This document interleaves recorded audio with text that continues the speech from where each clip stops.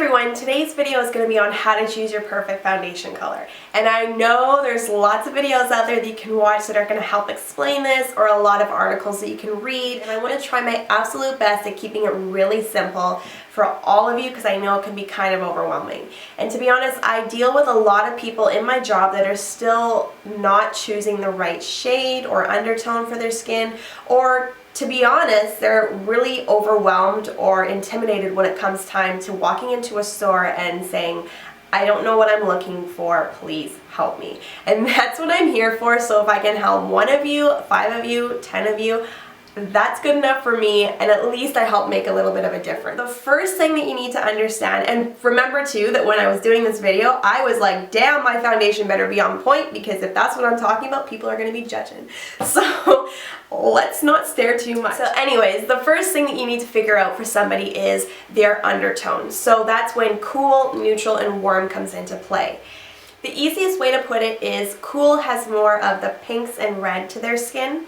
Neutral is kind of like a mix of both, where you see yellow, you might see a little bit of pink, but it's more of a peach tone. And warm is anybody, I would say, with a yellow, like their main ingredient, their main base would be yellow or an olive tone. So that's when a lot of people kind of start talking about veins, and this can be kind of confusing because you're looking at your veins thinking, what? But it does kind of make sense if you don't overthink it. When you're thinking about cool tones, your veins have more of a blue or purple vein. A neutral has more of the blue-green vein, and a warm tone is going to have more of the green olive vein. Make sure you guys are all looking at your veins right now. Simplest way is to look at your wrist.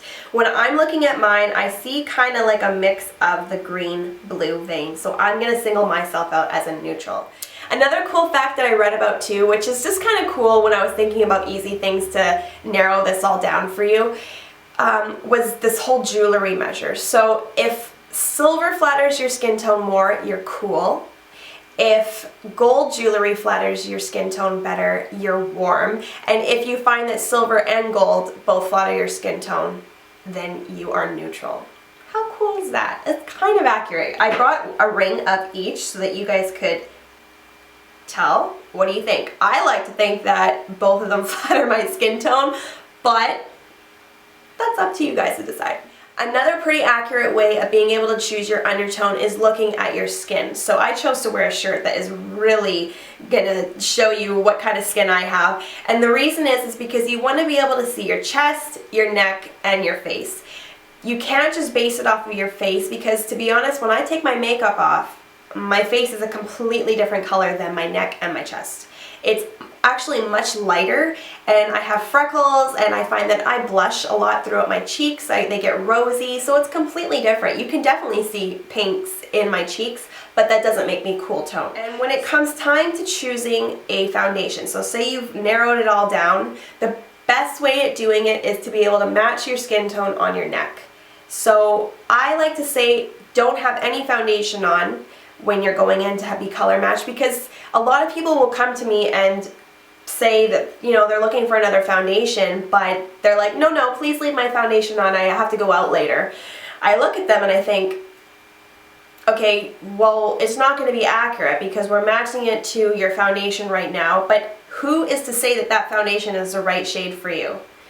Maybe it is, maybe it's not, but that's it. The best way, the easiest way, is to be able to take some makeup off or go into the store with no makeup on at all and be able to do swatches on your neck onto your jaw.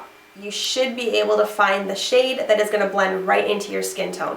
I always say, or what we're always taught, like we were taught in makeup school as well, to do 3 shades. So that always helps make a client feel really good as well, not just for my sake, but also a lot of girls or a lot of women I find have to have options. I'm one of them too. Maybe that one will, you know, it looks pretty good, but I'm going to do another one here and another one here, and let them feel confident in choosing the one that really disappears into their skin. The next thing when choosing a foundation is having an idea of what kind of coverage you're looking for. This makes it a lot easier, I would say, for you if you're going to a store that you can't be color matched, like you're going to the drugstore, not a Sephora, not a MAC, not a counter, where they're going to sit you down and match it for you. But when you're looking at all the foundations and you're like, cool, neutral, warm, but if you can kind of read what you're looking for, you can cancel out the ones that you don't even need to look at and just stick to the one line and be able to do your color matching. But my best bet is to either ask for a sample or take it home and try it in natural light. See if the foundation blends completely into your neck and your chest. If it doesn't, you know you have the wrong shade and you gotta take that back or throw that sample out. And chances are you're gonna be able to see a lot of, I've learned this, a lot of foundations you're gonna see the pink tones in it automatically, or another thing, it will have turned a little bit too dark, and that's when the whole oxidizing topic comes into play. So for many of you, you've probably heard in foundation reviews that foundations will oxidize. That means that it's mixing with oxygen. No, scratch that. Let's just say that it gets darker. So the makeup sets in with your oils, and in an hour or 2 hours later, you're looking at your face and you're like, damn, that is not the color that it was when I first put it on. So that is what oxidizing is, and a lot of foundations will do this. Well, and to be honest, there's no easy way at preventing a foundation from oxidizing, but things to do that will help it is choosing the powder that you set it with. Choose that one wisely. If you find that your foundation is turning a lot darker throughout the day, choose a powder that you set it with to be a little bit lighter than your actual skin tone. So don't choose something that's just on par or just the same color as your skin, because it's still going to, the combination of those two is just going to result in the same thing.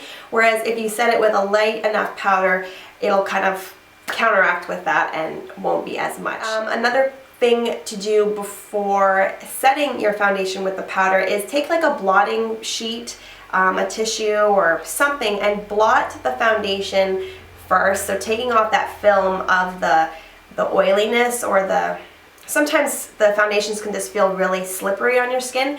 So you're keeping the foundation where it is, but you're just taking off that layer of shine and the oil, and then you can go in with a powder and set it so it won't oxidize as much. Another question that I was actually talking to my sister before I filmed this video, because when we go to the store together, she'll ask me questions, and one thing that she asked me today was knowing when to set a foundation. So the easiest way that I can say this is, if you have more of a dry skin tone, you don't need to set your foundation as much. So using a powder and going crazy and setting it as if you were oily is just going to draw a lot more attention to the patches of dry skin that you have.